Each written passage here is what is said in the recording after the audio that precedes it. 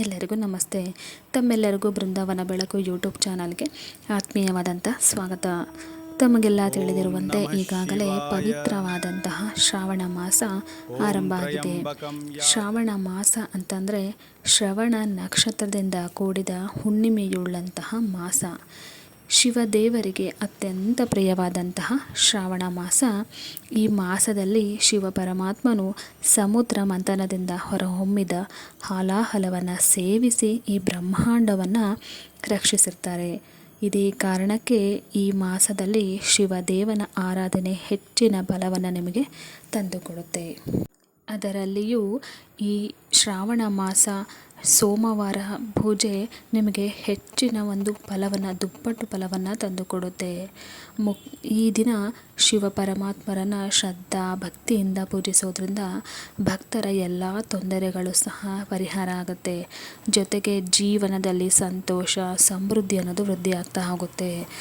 ನಿಮ್ಮ ಒಂದು ವೈವಾಹಿಕ ಜೀವನದಲ್ಲಿ ಏನೇ ಸಮಸ್ಯೆಗಳಿದ್ದರೂ ಕೂಡ ಅದು ಕೂಡ ಕ್ರಮೇಣವಾಗಿ ಕಡಿಮೆ ಆಗ್ತಾ ಹೋಗುತ್ತೆ. ಹಾಗಾಗಿ ಶ್ರಾವಣ ಮಾಸದ ಸೋಮವಾರಗಳಿಗಾಗಿ ಶಿವಭಕ್ತರು ಕಾಯ್ತಾ ಇರ್ತಾರೆ. ನಂಬಿಕೆಗಳ ಪ್ರಕಾರ ಎಲ್ಲ ದೇವರುಗಳಿಗಿಂತಲೂ ಶಿವ ಪರಮಾತ್ಮನನ್ನು ಮೆಚ್ಚಿಸುವುದು ಬಹಳ ಸುಲಭ ಮತ್ತು ಸರಳ. ಈ ಶ್ರಾವಣ ಸೋಮವಾರಗಳಂತಹ ವಿಶೇಷ ದಿನಗಳಲ್ಲಿ ಪೂಜೆಯ ಸಮಯದಲ್ಲಿ ಶಿವ ಪರಮಾತ್ಮನಿಗೆ ಆತನಿಗೆ ಪ್ರಿಯವಾದಂತಹ ವಸ್ತುಗಳನ್ನು ನೀವು ಅರ್ಪಣೆ ಮಾಡೋದ್ರಿಂದ ಈ ಶಿವದೇವನ ಕೃಪಾಶೀರ್ವಾದವನ್ನು ನೀವು ಪಡೆದುಕೊಳ್ಬಹುದು. ಈ ಶಿವನಿಗೆ ಪ್ರಿಯವಾದಂತಹ ವಸ್ತುಗಳಿಂದ ಶಿವ ಪರಮಾತ್ಮನನ್ನು ಪೂಜಿಸೋದ್ರಿಂದ ಈ ಗ್ರಹ ದೋಷಗಳು ಕೂಡ ಕಡಿಮೆ ಆಗ್ತಾ ಹೋಗುತ್ತೆ, ದೂರ ಆಗ್ತಾ ಹೋಗುತ್ತೆ. ಹಾಗಾದರೆ ಈ ಶಿವನಿಗೆ ಪ್ರಿಯವಾದಂಥ ವಸ್ತುಗಳು ಯಾವುವು? ಹೌದು, ಶಿವ ಪರಮಾತ್ಮರಿಗೆ ಈ ವಸ್ತುಗಳೇ ಪ್ರಿಯ ಎನಿಸಲು ಕಾರಣ ಏನು ಅಂತಕ್ಕಂಥ ಒಂದು ಕುತೂಹಲಭರಿತ ಮಾಹಿತಿಯನ್ನು ನಾನು ನಿಮಗೆ ತಿಳಿಸ್ಕೊಡ್ತೀನಿ. ಶ್ರಾವಣ ಮಾಸ ಶಿವ ಪೂಜೆಯಲ್ಲಿ ಬಳಸಬೇಕಾಗಿರುವಂಥ ಈ ಶಿವ ಪರಮಾತ್ಮನಿಗೆ ಪ್ರಿಯವಾದಂಥ ವಸ್ತುಗಳು ಮೊದಲನೇದಾಗಿ ಬಿಲ್ವಪತ್ರೆ. ಬಿಲ್ವಪತ್ರೆ ಅನ್ನೋದು ಶಿವನಿಗೆ ಅತ್ಯಂತ ಪ್ರಿಯವಾದಂತಹ ವಸ್ತು.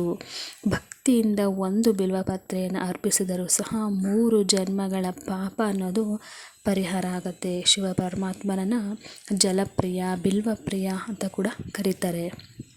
ಶಿವನಿಗೆ ಬಿಲ್ವಪತ್ರೆ ಏಕೆ ಪ್ರಿಯ ಅನ್ನೋದಕ್ಕೆ ಹಲವಾರು ಕಥೆಗಳಿದೆ.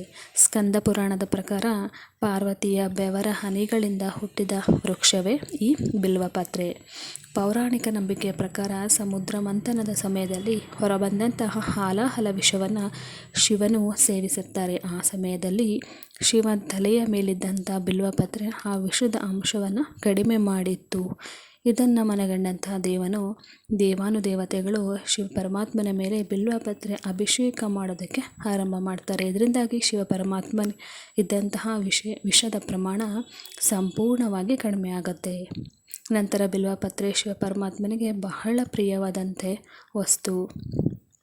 ಬಿಲ್ವಪತ್ರೆಯ 3 ಎಲೆಗಳು ಸತ್ವ, ತಮ, ರಜೋಗುಣಗಳ ಸೂಚಕವಾಗಿ ಶಿವದೇವರ 3 ಕಣ್ಣುಗಳ ಸಂಕೇತವಾಗಿದೆ. ಈ ಬಿಲ್ವಪತ್ರೆಯ 3 ದಳಗಳಲ್ಲಿ ಎಡಗಡೆ ಬ್ರಹ್ಮ, ಬಲಗಡೆ ವಿಷ್ಣು ಹಾಗೂ ಮಧ್ಯದಲ್ಲಿ ಶಿವ ಪರಮಾತ್ಮರು ನೆಲೆಸಿರ್ತಾರೆ ಎಂದು ಪುರಾಣಗಳು ಉಲ್ಲೇಖಿಸುತ್ತೆ. ಹಾಗಾಗಿ ಈ ವೃಕ್ಷ ಕಾಶಿ ಕ್ಷೇತ್ರಕ್ಕೆ ಸಮಾನವಾಗಿದೆ.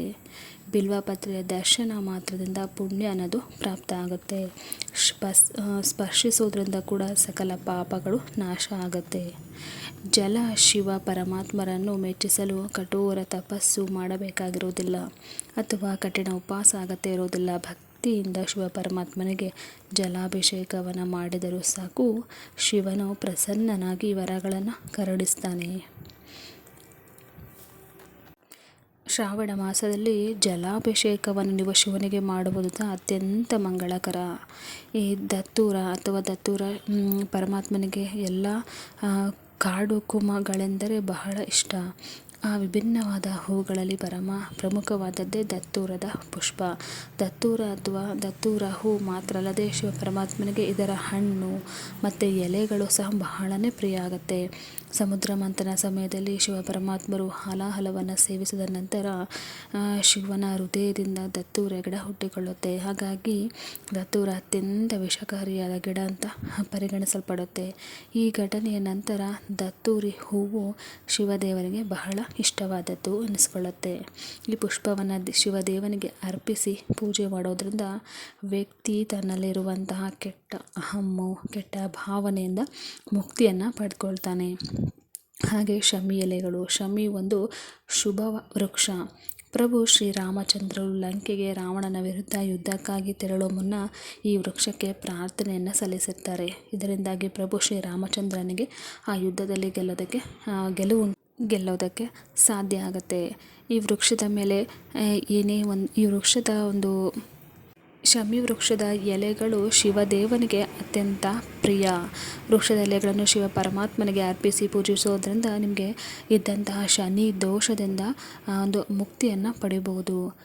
ಈ ಶಮಿ ವೃಕ್ಷದ ಎಲೆಗಳನ್ನು ಅರ್ಪಿಸಿದರೆ ಶಿವನಿಗೆ ನಾವು ಮಾಡಿದಂಥ ಪಾಪ ಕರ್ಮಗಳಿಂದ ನಮಗೆ ಉಂಟಾಗುವಂಥ ಬಾಧೆಗಳು ಕಡಿಮೆ ಆಗ್ತಾ ಹೋಗುತ್ತೆ. ರುದ್ರಾಕ್ಷಿ ಶಿವ ಪರಮಾತ್ಮರು ಧ್ಯಾನದಲ್ಲಿರುವಾಗ ಅವರ ಕಣ್ಣೀರು ನೆಲದ ಮೇಲೆ ಬಿದ್ದಾಗ ರುದ್ರಾಕ್ಷಿ ಮರ ಉಗಮವಾಗಿತ್ತು. ಹಾಗಾಗಿ ರುದ್ರಾಕ್ಷಿಯನ್ನು ಶಿವದೇವನ ಸ್ವರೂಪ ಅಂತ ನಾವು ಕರಿತೀವಿ. ರುದ್ರ ಎಂದರೆ ಶಿವ, ಅಕ್ಷ ಎಂದರೆ ಕಣ್ಣುಗಳು ಎಂದರ್ಥ. ಶಿವ ಪರಮಾತ್ಮನಿಗೆ ಪೂಜೆಯನ್ನು ಮಾಡುವ ಸಮಯದಲ್ಲಿ ರುದ್ರಾಕ್ಷಿ ಮಾಲೆಯನ್ನು ಹಾಗೆ ಅಲಂಕರಿಸುವುದು. ಸೋಮವಾರಗಳಂದು ರುದ್ರಾಕ್ಷಿಯನ್ನು ಶಿವ ದೇಗುಲಕ್ಕೆ ಸಮರ್ಪಣೆ ಕೂಡ ಮಾಡಬಹುದು. ಇದರಿಂದ ನಿಮ್ಮ ಕೌಟುಂಬಿಕ ಜೀವನದಲ್ಲಿರ್ತಕ್ಕಂಥ ಎಲ್ಲ ಒಂದು ಸಮಸ್ಯೆಗಳು ಕೂಡ ಕಡಿಮೆ ಆಗ್ತಾ ಹೋಗುತ್ತೆ. ಹೀಗಾಗಿ ಈ ಒಂದು ವಸ್ತುಗಳು ಶಿವನಿಗೆ ಭಸ್ಮ, ಶಿವಲಿಂಗಕ್ಕೆ ಅರ್ಪಿಸೋದ್ರಿಂದನೂ ಕೂಡ ನಿಮಗೆ ಧನ ಧಾನ್ಯ ಸಂಪತ್ತು ಕೂಡ ವೃದ್ಧಿ ಆಗ್ತಾ ಹೋಗುತ್ತೆ. ಅಕ್ಕಿಯನ್ನು ಸಹ ನೀವು ಶಿವದೇವನಿಗೆ ಅರ್ಪಣೆಯನ್ನು ಮಾಡಬೇಕು. ತುಂಡಾಗಿರಬಾರ್ದು, ಮುರಿದಿರಬಾರ್ದು, ಪರಿಶುದ್ಧವಾಗಿರಬೇಕು. ಶ್ರಾವಣ ಮಾಸದಲ್ಲಿ ನೀವು ಈ ವಸ್ತುಗಳನ್ನು ನೀವು ಶಿವದೇವನಿಗೆ ಅರ್ಪಿಸಿದರೆ ನಿಮ್ಮ ಇರ್ತಕ್ಕಂಥ ಎಲ್ಲ ಬಾಧೆಗಳು ಕಡಿಮೆಯಾಗಿ, ಕಷ್ಟಗಳು ಕಡಿಮೆಯಾಗಿ ಒಂದು ಭಗವಂತನ ಕೃಪಾ ಕಟಾಕ್ಷ ಸದಾ ನಿಮ್ಮ ಕುಟುಂಬದ ಮೇಲೆ ಇರುತ್ತೆ. ವೀಕ್ಷಕರೇ, ಈ ವಿಡಿಯೋ ಇಷ್ಟ ಆಗಿದ್ದರೆ ನಮಗೆ ಲೈಕ್ ಮಾಡಿ, ಶೇರ್ ಮಾಡಿ. ಧನ್ಯವಾದಗಳು.